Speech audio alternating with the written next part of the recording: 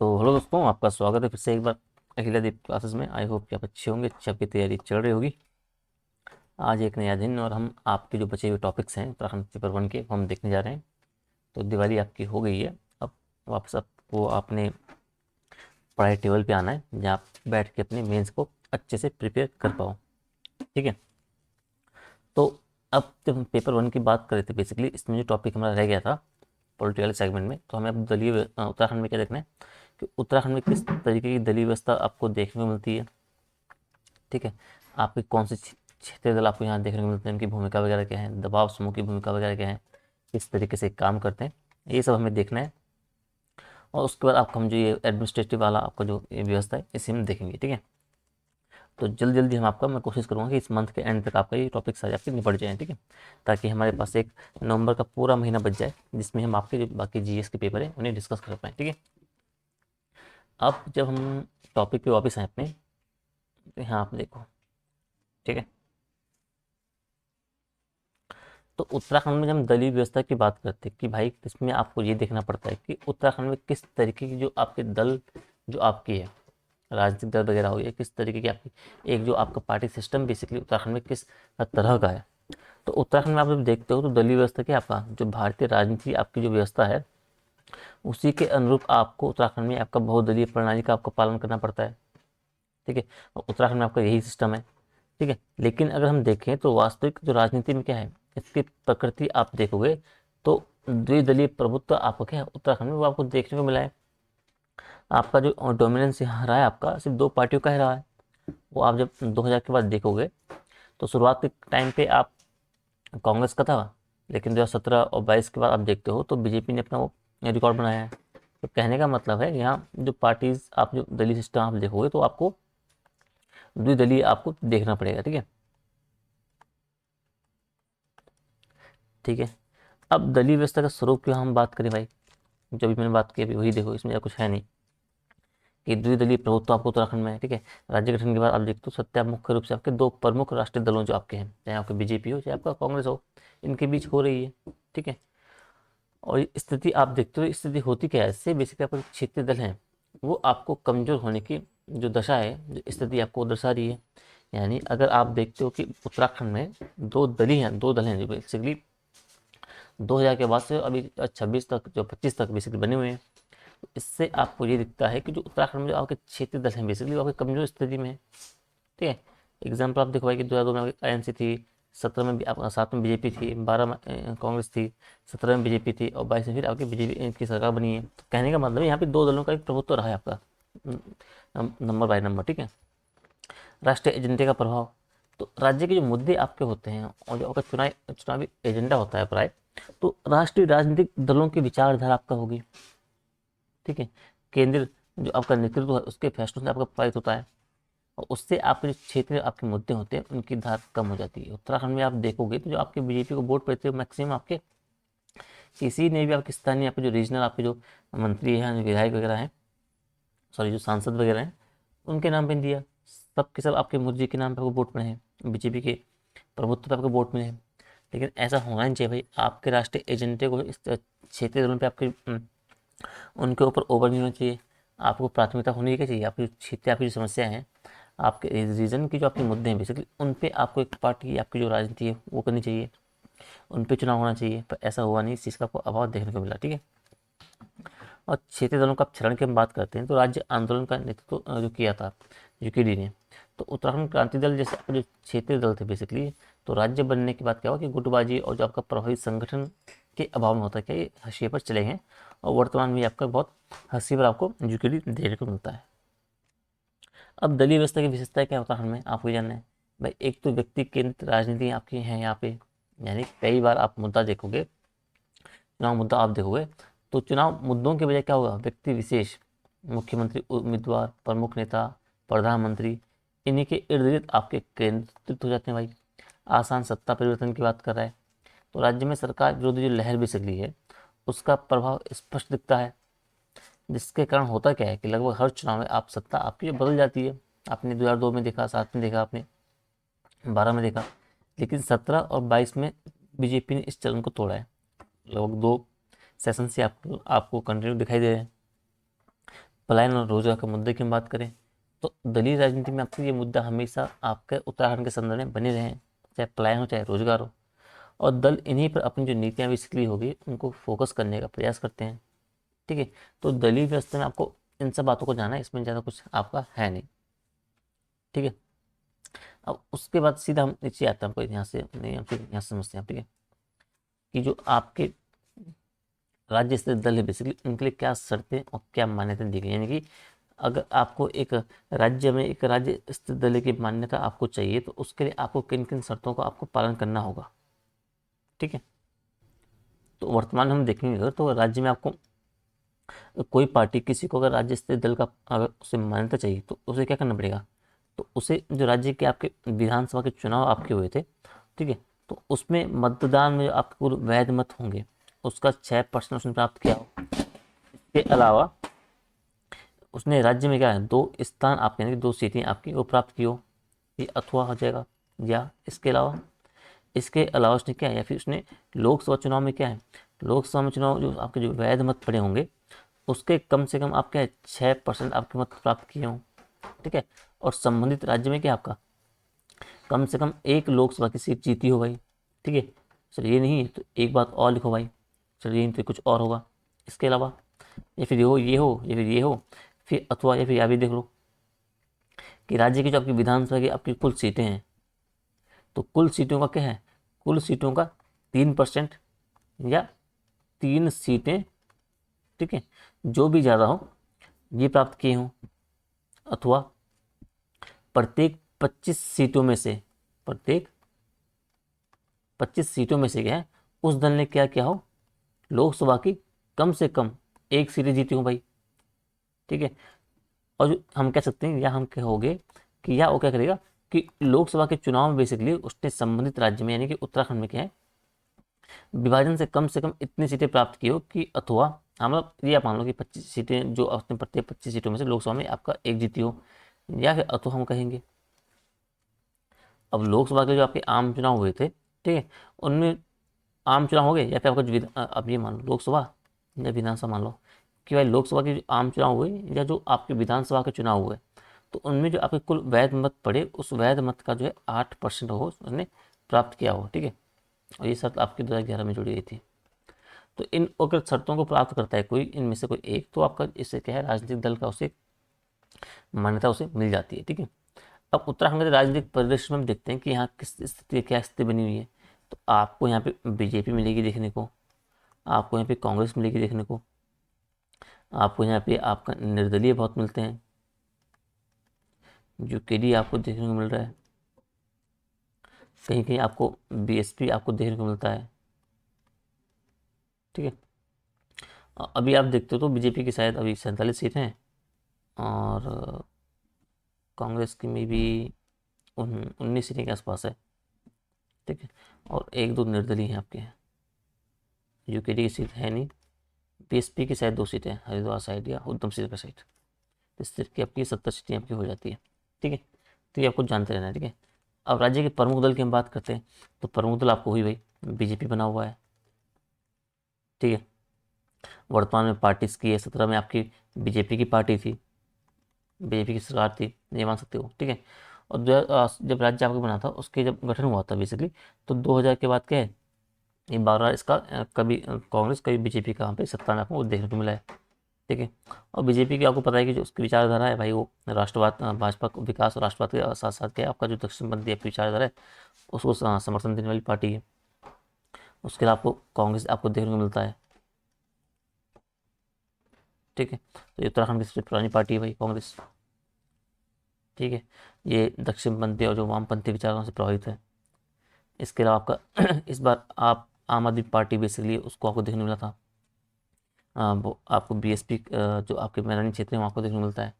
और इस बार जो आपका एक जो आपका उत्तराखंड बेरोजगार दल है उसकी भूमिका भी आपको देखने को मिली है, उससे भी हालांकि वो पार्टी नहीं है लेकिन उसने भी चुनाव लड़ा था, तो वो भी आपका जो एक राजनीतिक जो आपका वाली बात है उसमें आपको घुसने की कोशिश की थी, उसने काफ़ी प्रभावित तरीके से छात्रों की मांगों को छात्रों के हितों को आगे आगे रखा था। तो इसे हम क्षेत्रीय दल वाले उसमें करेंगे। ठीक है, तो आपको जो है इतना ये जानते रहना है। ठीक है, अब बात आती है आपकी क्षेत्रीय दल की। तो जब क्षेत्रीय दल, आप थोड़ा यहाँ से आप समझ लो पहले, ठीक है, कि उत्तराखंड में अगर क्षेत्रीयता की भावना का प्रतीक जो आपका यूकेडी है, ठीक है, और जिसने आपका राज्य निर्माण में जो आंदोलन था उसकी बेसिकली बहुत बेहतर भूमिका निभाई थी। तो अब हमें यहाँ पे यूकेडी के बारे में पढ़ना है, ठीक है, कि भाई इसकी स्थापना कब होती है, किस तरीके से काम किया। तो स्थापना को पता है कि 1979 में डी पंत के दृष्टि में होता है। उद्देश्य विचारधारा क्या थी कि भाई पृथक उत्तराखंड राज्य का निर्माण हो। पहाड़वाद आपका जो है, जय पहाड़ी तय पहाड़ी का प्रबल समर्थक है ये। राज्य की विशिष्ट आपकी संस्कृति आपका हो गया, क्षेत्रीयता आपका हो गया, और स्थानीयता की रक्षा करना इसका काम है।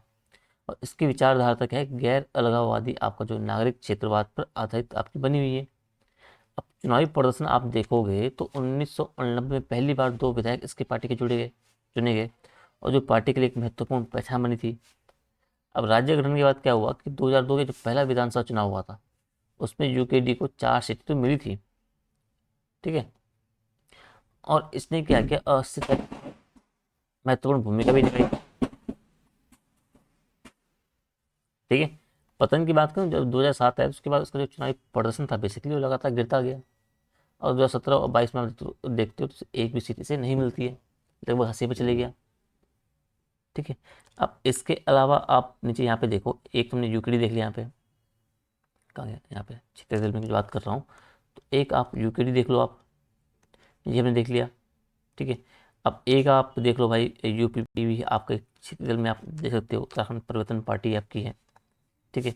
जेबी की जो उत्तराखंड में क्या एक गैर मान्यता प्राप्त क्षेत्रीय राजनीतिक पार्टी है, ठीक है, और भारत की पहली ग्रीन पार्टी के संदर्भ में इसे देखा गया है, और गठन इसका लगभग 2009 के आसपास हुआ था, ठीक है। और यूपी ने क्या किया है कि लोगों के बीच आपकी जो हरित राजनीति के बारे में एक जागरूकता बढ़ाने का काम किया है भाई इसने, ठीक है। आप भी देखेंगे तो वर्तमान समय से प्रतिनिधित्व मिलना अभी खैर आपको बाकी बाकी है, पर आपको तो सर इसका उल्लेख आप कर सकते हो, ठीक है। और आप उत्तराखंड बेरोजगार दल का भी आप एक वो कर सकते हो, मतलब उसका क्या ही करोगे, हाँ, उत्तराखंड बेरोजगार दल का हम इसे दबाव समूह में देखेंगे, क्षेत्रीय उसमें नहीं, क्योंकि एक दबाव समूह का काम कर रहा है, ठीक है। तो क्षेत्रीय पार्टी में कुछ ज़्यादा आपको मिलेगा नहीं, 2 ही चीज़ें मिलेंगी आपको, ये देखना है, ठीक है। अब क्षेत्रीय दलों के आपके मुद्दे की हम बात करते हैं, किस तरीके से आपको ये बने हुए भाई।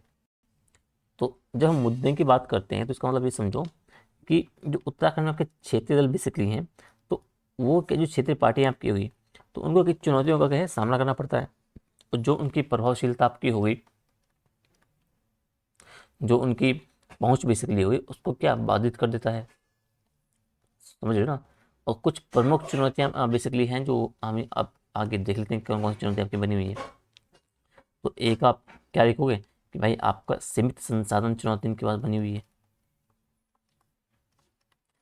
सीमित संसाधन की हम बात करेंगे तो भाई जो आपकी जो क्षेत्रीय पार्टियां हैं बेसिकली उनके पास जो है राष्ट्रीय पार्टियों की तुलना में क्या है, सीमित संसाधन भाई है, तो उनसे वो compete नहीं कर पाती है।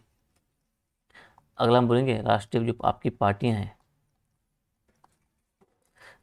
राष्ट्रीय पार्टियों के साथ क्या है,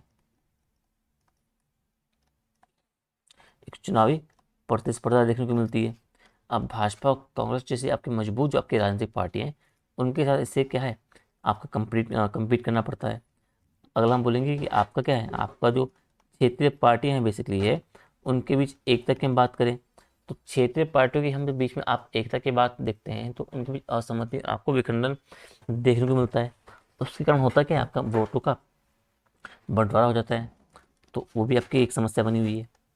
अगला ये देखोगे तो आपका जो मतदाता आपका हो गया, ठीक है, जो आपकी मतदाता जागरूकता बेसिकली होगी, जो आपकी सहभागिता की हम बात करें, सहभागिता उसमें क्या है, तो एक सीमित जनसंपर्क आपको देखने को मिलता है। आपका प्रचार प्रसार अभियान आपके हो गए, उसके कारण होता क्या है, आपके जो कई मतदाता आपके क्या है क्षेत्रीय पार्टी हैं, उनकी भूमिका और एजेंडे के बारे में क्या है पूरी तरह से जागरूक नहीं हो पाते। यानी कहने का मतलब है जब आपका सीमित प्रचार हो रहा है, सीमित आपका प्रमोशन हो रहा है, जनसंपर्क और प्रचार कम हो रहा है धन के अभाव में, तो उसके कारण आपके स्थानीय आपके मतदाता बेसिकली हैं, उन क्षेत्रीय जो आपकी पार्टियां हैं उनकी एजेंडा हो गया, उनकी विचारधारा हो गया, उससे वो प्रभावित नहीं हो पाते, उनसे वो जुड़ नहीं पाते हैं, ठीक है। तो ये भी एक समस्या के रूप में आप देख सकते हो। अगला आप क्या लिखोगे कि भाई जो बदलती आपकी जनसंख्या आपकी है, बदलती आपकी जनसंख्या नहीं, जनसांख्यिकी हम बोलेंगे, बदलती आपकी जो जनसांख्यिकी है, ठीक है, तो इनके अनुकूलन की हम बात करेंगे तो आपका शहरीकरण हुआ है, आपका प्रवासन आपका हुआ है, आप देखो शहरीकरण हुआ है, प्रवासन आपका हुआ है, ठीक है। तो इनसे क्या है, और अन्य जो आपके संबंधित मुद्दों से हुआ क्या है कि जो मतदाता बेसिकली है, उनकी जो अब प्राथमिकताएं हैं तो बदलती रही है, और जब प्राथमिकता उनकी बदलती रही है तो उनमें अनुकूलन हो गया। तो अनुकूलन जो बिठा पाना बेसिकली है, वो क्षेत्रीय दलों की एक समस्या है, वो भी बनी हुई है, एक चुनौती भी बनी हुई है, ठीक है। तो इस तरीके से आप क्या है, प्रमुख चुनौतियों का क्षेत्रीय दलों के संबंध में आप इनका उल्लेख कर सकते हो। अब समाधान क्या होना चाहिए इनका क्षेत्रीय पार्टियों के संदर्भ में, तो क्षेत्रीय पार्टियों को गठबंधन बनाने पर विचार करना चाहिए, यानी कि गठबंधन इनका होना चाहिए क्षेत्रीय पार्टियों का।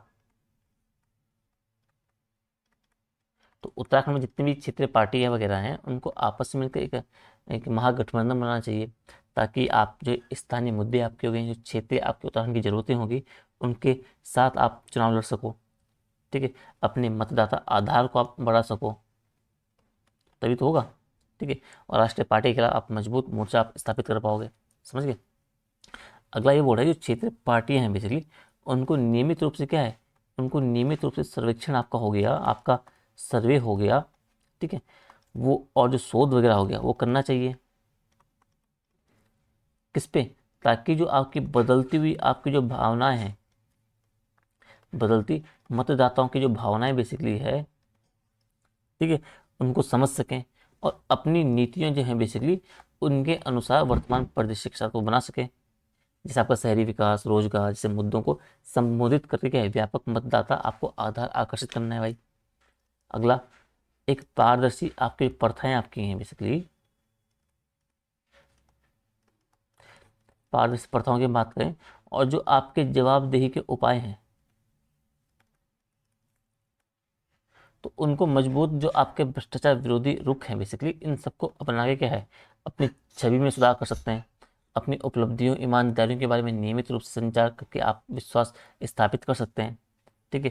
पार्टी के भीतर आप नेतृत्व विकास कार्यक्रम कर सकते हैं। सामुदायिक आपको कार्यक्रम शुरुआत करनी चाहिए। आपका जो सामुदायिक कार्यक्रम बेसिकली हो गए, तो नियमित रूप से आपको इनके माध्यम से, सोशल मीडिया के माध्यम से अपने अभियान, अपने जो शैक्षिक कार्यक्रम बेसिकली हो गए, इनके माध्यम से क्या है, जागरूकता बढ़ाना है, ठीक है। आपको ज़्यादा से ज़्यादा स्थानीय मुद्दे बेसिकली उन पे आपको फोकस करना है, एक केंद्रित और हम कह सकते हैं ठोस समाधान दिखाना है जनता को, कि भाई उत्तराखंड की जनता उस पर आप विश्वास कर सके, ठीक है। आपका एक प्लेटफॉर्म स्थापित कर सकते हैं आप, ताकि आप संवाद आपका बढ़ सके, आपका सहयोग बढ़ सके, ठीक है। आप सामुदायिक भागीदारी हम कह सकते हैं कि सामुदायिक आपकी भागीदारी हो गई, आपकी क्राउड फंडिंग बेसिकली हो गई, इनके माध्यम से क्या है, आप जमीनी स्तर पर आप क्या है, समर्थन बनाने पर क्या है, एक ध्यान फोकस कर सकते हैं, ठीक है। तो इस तरीके से क्या आपको क्षेत्रीय पार्टी अपनी महत्वपूर्ण भूमिका आपकी बना सकती है, अगर वो मजबूती से और एक रणनीति के हिसाब से इसमें लड़ती है। और अगर आप वो उत्तराखंड के जो बेसिक मुद्दे हैं बेसिकली उनको बना के जनसंपर्क आप बढ़ाओगे और प्रॉपर तरीके से आप प्रचार प्रसार करोगे, अगर आप अच्छे साल भर, साल 2 साल का है, प्रॉपर तरीके से घर घर जाके आप अपने मतलब सहयोग दोगे सरकार, मतलब क्षेत्र लोगों को, जनता को, उनकी समस्याओं को सुनोगे, तो आप एक टाइम आएगा, चाहे उसमें थोड़ा टाइम लग सकता है, लेकिन जो स्थानीय जनता है बेसिकली उनका विश्वास आप जगा पाओगे, और तब जाके आप क्या है, आपको जो अन्य जो आपके नेशनल पार्टीज हैं उनका आप डिफेंड कर पाओगे, ठीक है। तो इस तरीके से आपको इनको थोड़ा समझते रहना है। अब इसमें बाकी जो चीज़ें भी आपकी जो निर्वाचन आयोग संबंधी चीज़ें, वो हम आपका जो संस्थाएं पढ़ेंगे आगे उस पर देखेंगे, ठीक है। तो अभी हम देखेंगे उत्तराखंड में दबाव समूह के बारे में देखते हैं, ठीक है, कि दबाव समूह किस तरीके से काम कर रहा है उत्तराखंड में। तो जब हम दबाव समूह की बात करते हैं बेसिकली, तो दबाव समूह मतलब आप ये समझो कि जो ये क्या है, ये एक हिसाब से आपके एक संगठित समूह है भाई, ठीक है। अब संगठित समूह तो हैं, लेकिन ये क्या करेंगे, ये बिना जो आपकी राजनीति होगी, बिना राजनीतिक शक्ति का उपयोग करेंगे, उपयोग नहीं, उद्देश्य रखते हैं कि भाई ये बिना राजनीतिक शक्ति के उद्देश्य क्या करेंगे, और जो आपकी सार्वजनिक नीतियाँ आपकी हो गई, जो आपके निर्णय बेसिकली हो गई, उनको ये प्रभावित करते हैं और उनको प्रभावित करने के लिए काम करते हैं, ठीक है। और ये समूह हम देखते हैं तो समाज में आपके जो विशेष मुद्दे बेसिकली होते हैं,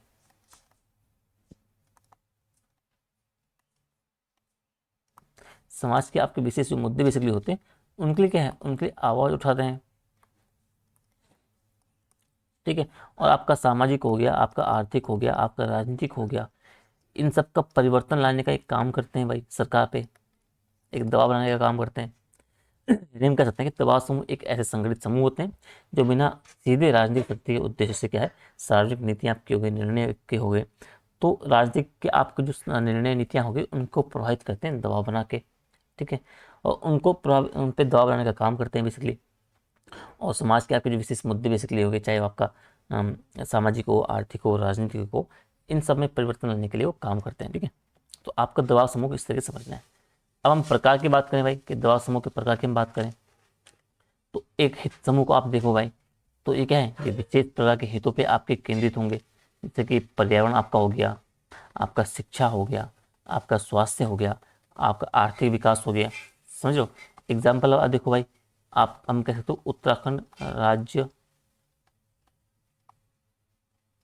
प्रदूषण नियंत्रण बोर्ड। तो ये क्या है, ये आपका पर्यावरण संरक्षण के लिए काम कर रहा है भाई। ठीक है, तो हित समूह को आप इस तरह के देखोगे, पेशेवर संघ के रूप में आप क्या देखो भाई, तो ये विशेष जो आपके पेशे होंगे उनका प्रतिनिधित्व करेंगे,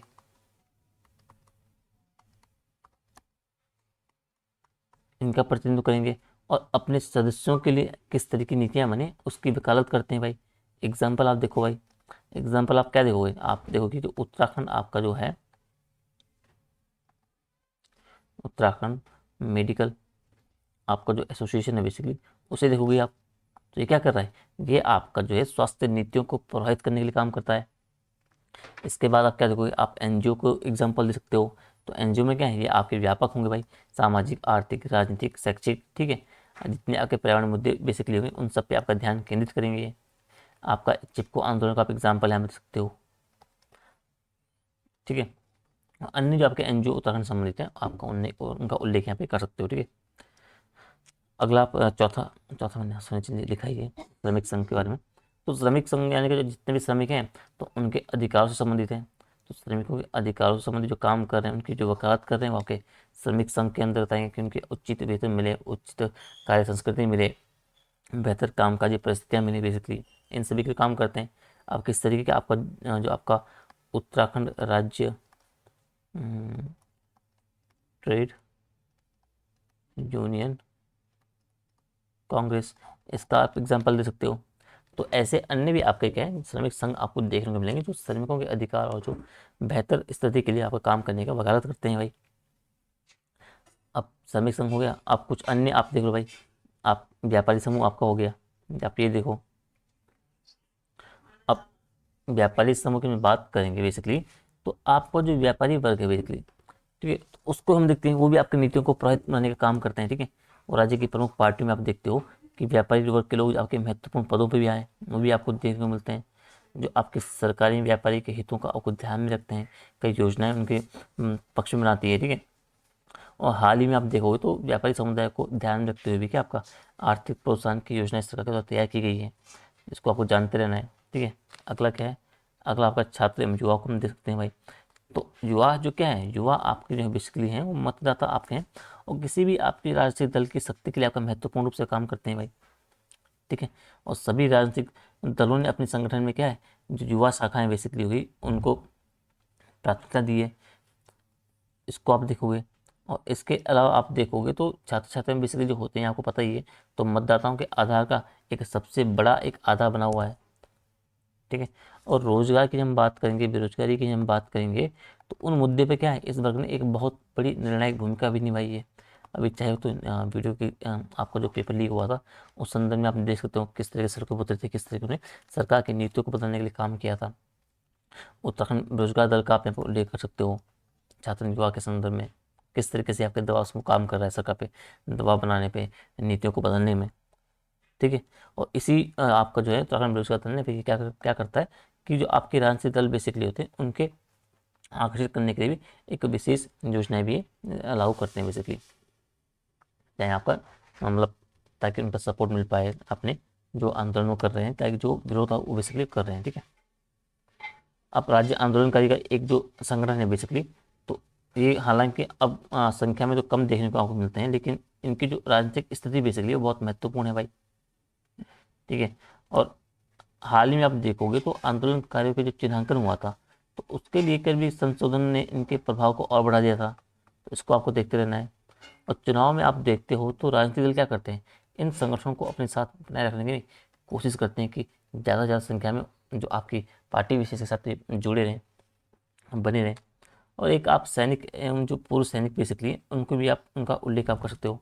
तो आपको पता ही है भाई कि राज्य में आपका लगभग 1.5 लाख आपके 1.5 लाख से अधिक आपको क्या है पूर्व सैनिक आपको देखने को मिल रहे हैं, और 3 लाख से अधिक आपको क्या है एक एक्टिव सैनिक आपके इन उत्तराखंड से हैं, ठीक है। और इनको परिवारों को अगर शामिल करोगे आप, तो ये संख्या लगभग आपका 15 से 18 लाख तक पहुंच जाती है उत्तराखंड के संदर्भ में, समझ रहे हो। तो कितना बड़ा एक मतदाताओं का एक ये है। तो इन सभी को क्या है आकर्षित करने के लिए हम कहेंगे, यानी कि ये है आपका कुल मतदाताओं का लगभग 23% हिस्सा है। अब 23% हिस्सा है तो किसी भी राज्य में चुनाव के लिए बहुत अहम भूमिका निभाएगा। तो इससे होगा क्या, जो विभिन्न राजनीतिक दल बेसिकली विभिन्न कल्याणकारी घोषणाएं करते हैं, इनके माध्यम से इन्हें आकर्षित करने के लिए, ताकि उनका एक वोट बैंक के रूप में काम कर सकें। एग्जाम्पल आप देखो, जैसे सैनिक कल्याण बोर्ड आपका हो गया, तो उसके माध्यम से सरकार ने कोशिश की कई योजनाएं इनके लिए लागू हो, जिससे रोजगार आपका हो गया, स्वास्थ्य हो गया, आपका स्कॉलरशिप आपकी योजनाएं होंगी, ठीक है। तो इन तरीके आप देखोगे तो इन बातों को आपको जानते रहना है कि दवा समूह के रूप में आपको किन किन चीज़ों का उल्लेख करना है, किन किन संघों का आपको उल्लेख करना है, ठीक है। अब एक दो यूनिट एक दो आपके और हैं। अब इनका प्रभाव सॉरी दवा समूह का महत्व देख लो, और फिर हम उसका एक कुछ और देख लेंगे, उस प्रभाव देख लेंगे। महत्व की आप बात करोगे तो एक तो भाई आप लिखोगे क्या कि भाई इनकी जो लोकतांत्रिक भागीदारी में इनका महत्व है भाई।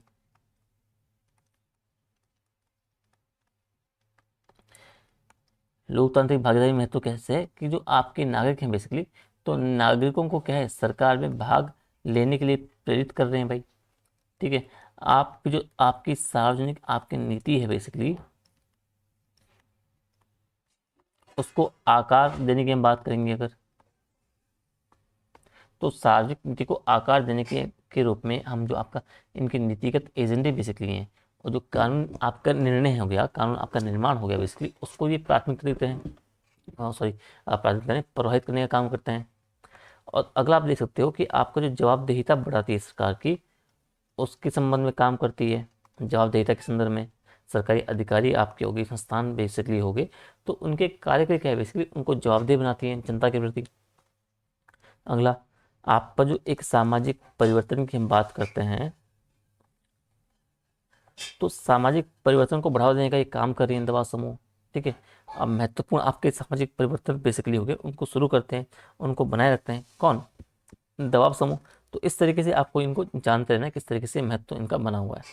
अब उत्तराखंड के संदर्भ में क्या प्रभाव है दवा समूह का, तो आप डालोगे पर्यावरण संरक्षण के संदर्भ में आप उनका उल्लेख करोगे कि उत्तराखंड में एक पर्यावरण संवेदनशील राज्य है। तो ऐसे में क्या है आपका जो पर्यावरण संरक्षण में संबंधित इसने काफ़ी काम किया है।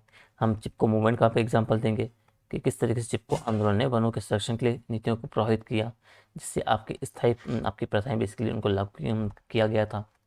आपके आर्थिक विकास की हम बात करेंगे। आर्थिक विकास की बात करेंगे तो हम देखेंगे भाई कि व्यापारी आपके संघ हो गए, उन्होंने आपके स्थानीय उद्योग वगैरह हो गया, आपका पर्यटन वगैरह हो गया, उनको बढ़ावा देने के लिए नीतियों का समर्थन किया है। अब हम बोलेंगे भाई कि आपका जो आपका सामाजिक न्याय आपका हो गया, जो आपका समानता बेसिकली हो गया इस संदर्भ में, तो आपकी महिला होगी, आपकी जो जनजाति आपके अधिकार बेसिकली हो गए, SC ST और पिछड़े वर्ग आपके हो गए, इनसे संबंधित आपके अन्य दबाव समूह होंगे, उन्होंने महत्वपूर्ण कारणों को आपके प्रभावित किया है। आपके सार्वजनिक स्वास्थ्य पहले की हम बात करेंगे, सार्वजनिक स्वास्थ्य पहलों की बात करो भाई, तो इसमें आपको पता है कि जैसे उत्तराखंड मेडिकल एसोसिएशन है, तो उसने क्या है उसने स्वास्थ्य नीतियों को एक आकार देने में महत्वपूर्ण भूमिका निभाई है। आपदा प्रबंधन का आप एग्जाम्पल दे सकते हो। तो आपदा प्रबंधन में आप क्या बोलोगे भाई कि जब 2013 की बाढ़ आई थी, तो उसके बाद क्या है जो दबाव समूह बेसिकली थे उन्हें एक बेहतर तैयारी हो गई, आपकी जो प्रतिक्रिया हो गई, इन नीतियों को सुरक्षित करने के लिए भी काम किया था। तो इस तरीके से आप इन्हें थोड़ा सा बता सकते हो, ठीक है। अब आप क्या है कि सीमाएं हम देख सकते हैं कि सीमाएं क्या क्या इनकी है। तो एक तो भाई इसमें आपको प्रतिनिधित्व की कमी आपकी बनी हुई है अभी भी, इन प्रतिनिधित्व की कमी आप बोलोगे। एक आप बोलोगे संघर्ष और आंतरिक विभाजन आप बोलोगे। एक आप बोलोगे राजनीतिक दबाव की आप बात करोगे।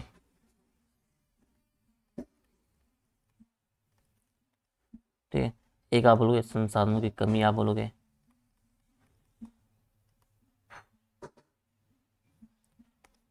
और लास्ट आप बोलोगे जागरूकता की कमी।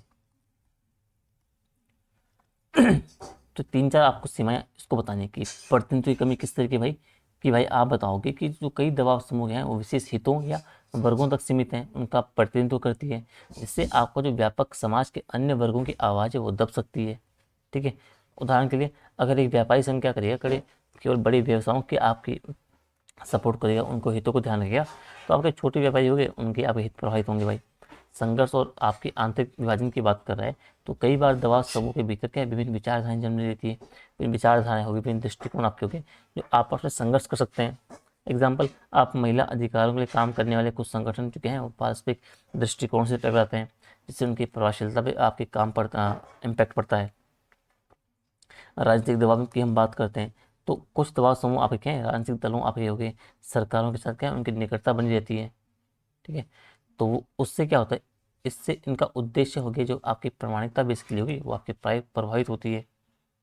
ठीक है, जैसे कि हम बोलेंगे कि जो व्यापारिक संगठनों को है राजनीतिक फंडिंग मिलेंगी, तो राजनीतिक फंडिंग मिलने से उनकी स्वतंत्रता बेसिकली होगी, उसमें कमी आई आपकी आएगी। संसाधनों की कमी किस तरीके से भाई, आपके जो कई गैर सरकारी आपके संगठन हैं जो वित्तीय और जो मानव संसाधन की कमी का सामना कर रहे हैं उत्तराखंड के संदर्भ में, तो उनके अभियान आपके हो गए और गतिविधियाँ हो गई, तो उनको सीमित करता है। एग्जाम्पल आप देखोगे छोटे आपके ग्रामीण संगठन बेसिकली होंगे, तो अक्सर फंडिंग के लिए आपका संघर्ष रहते हैं, और इससे अपनी योजनाएं वगैरह होती हैं अपनी नीति को पूरा नहीं कर पाते हैं। और जागरूकता की कमी हम बात करते हैं, तो कुछ दबाव समूह की क्या है वो सीमित पहुंच होती है भाई, जिससे उनके जो आपके मुद्दे बेसिकली होते हैं, उनकी मांग होती है, उनके प्रति जनता आपके होगी और नीति निर्माता बेसिकली होगी, उनमें जागरूकता की कमी रहती है।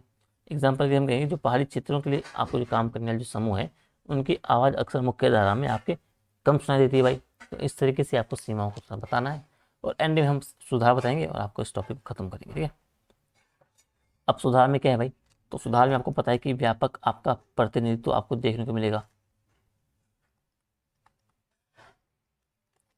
कि भाई हमें व्यापक प्रतिनिधित्व को बढ़ावा देना है, उसको सुनिश्चित करना है। उसको सुनिश्चित करने के लिए हमें क्या करना है, विभिन्न समूह को आपको विभिन्न जो आपके सामाजिक और आर्थिक और जो पृष्ठभूमि के जो लोग हैं बेसिकली उनको शामिल करना पड़ेगा इसमें। इससे उनके अभियानों की प्राथमिकता बढ़ेगी और प्रभावशीलता बढ़ेगी। संघर्ष प्रबंधन की बात कर रहा है, तो संघर्ष प्रबंधन के लिए क्या है, आपको आंतरिक विवादों को सुलझाने के लिए एक प्रभावी संवाद स्थापना करना पड़ेगा। आप मध्यस्थता के तंत्र आपको विकसित करने पड़ेंगे, निवारण तंत्र आपको स्थापित करने करने पड़ेंगे। समूह की जो आपसी समझ बेसिकली है उसको बढ़ाने के लिए आपको क्या है, एक कार्यशालाएं आपकी हो गई, चर्चाएं बेसिकली हो गई आपका, इन सबको आपको समय समय पर आपको आपको शुरू करना पड़ेगा। ठीक है, ये कह रहा है बेसिकली आगे। अ, अगला क्या बोल रहा है, अगला बोले कि स्वतंत्रता को आपको बनाए रखना है भाई, स्वतंत्रता को आपको बनाए रखना है। अब दबाव समूह को आपकी राजनीतिक फंडिंग हो गई उससे आपको बचना है भाई, इसके प्रभाव को कम करना है, इसके लिए आपको पारदर्शिता को बढ़ावा देना है, मानदंड ऐसे स्थापित करने जो आपकी पारदर्शिता को बढ़ा सके और उनकी स्वतंत्रता जो है बेसिकली प्रमाणिक बनी रहे। वित्तीय स्थिरता की बात कर रहे हैं, इसके लिए आपको जो क्या है गैर सरकारी संगठन बेसिकली है उनको विभिन्न स्रोतों से आपकी फंडिंग होगी बेसिकली, उसको प्राप्त करने के लिए आपको प्रयास करने चाहिए भाई। आपको जागरूकता अभियान चलाने हैं, नेटवर्किंग और सहयोग को आपको बढ़ावा देना है। तो इस तरीके से आप काम करोगे तो आपको जो एक उत्तराखंड में दवा समूह बेसिकली वो आपको नीति निर्णयों को प्रभावित करते करते मतलब करने की जिनकी भूमिका उसमें काफ़ी सुधार आपको देखने को मिलेगा। ठीक है, और एंड में आप बोलोगे भाई कि आपको जो उत्तराखंड में आपके जो दबाव समूह है बहुत भूमिका निभाते हैं, वो नागरिकों को भी सशक्त बनाने का काम करते हैं, नीति निर्णयों को प्रभावित करने का काम करते हैं, समाज समूह के आपके विभिन्न हिस्से बेसिकली उनकी आवश्यकताओं को उजागर करते हैं, इसलिए इनके वर्तमान में प्रासंगिकता बहुत ज़्यादा है उत्तराखंड के संदर्भ में। ठीक है, इतना आपको जानते रहना है इनके बारे में। अब एक दो आप मॉडल सवाल में देख लेता हूँ मेंस के, उसके बाद आपके टॉपिक पूरा आपका खत्म हो जाएगा। तो 3 मैंने सवाल यहाँ पे लिखे हैं, ये 2 को आपको करना है 100 शब्दों में, इसको करना है 100 का नहीं, इसको आप 125 कर लो, ठीक है। इसको करना है आपको 150 शब्दों में, ठीक है। पहला सवाल है कि राज्य में दबाव समूह की भूमिका को आपकी विवेचना करनी है। और क्षेत्र, अगला सवाल है आपका, क्षेत्रीय दलों के पीछे कौन कौन से कारक महत्वपूर्ण है। और अगला सवाल आपका कि उत्तराखंड में जो आपके क्षेत्रीय दल हैं बेसिकली, उनकी प्रकृति की आपको विवेचना करनी है। और राज्य में आपको जो राजनीति में उनके महत्व पर आपको प्रकाश डालना है, ठीक है। तो इस तरीके से आपको इन सवालों को थोड़ा सा टैकल करना है, ठीक है, और उसको लिखना है। तो आज की क्लास हम फिर रखते हैं आपका। आई होप कि आपको टॉपिक समझ आए होंगे, किस तरीके से आपके क्षेत्रीय दल की भूमिका क्या है, आपके दबाव समूह किस तरीके से उत्तराखंड में, आपकी जो दलीय व्यवस्था उत्तराखंड में किस तरीके से आपको देखने को मिल रही है, ठीक है। तो इस टॉपिक में आपका इतना ही आपका होता है। अब हम कल आपका शुरू करेंगे आपका जो प्रशासनिक व्यवस्था आपकी बची है, वो फटाफट से उसको निपटाएंगे, ठीक है। तो वीडियो को लाइक से सब्सक्राइब करें अगर आपको इनसे फ़ायदा मिल रहा है, ठीक है। अधिक से अधिक बच्चों तक आपको शेयर करना है। जल्दी मिलेंगे आपको दिन में एथलेटिक्स की क्लास में, तब तक के लिए अपन ध्यान रखिए, अच्छे से तैयारी करिए। तब तक के लिए टाटा बाय।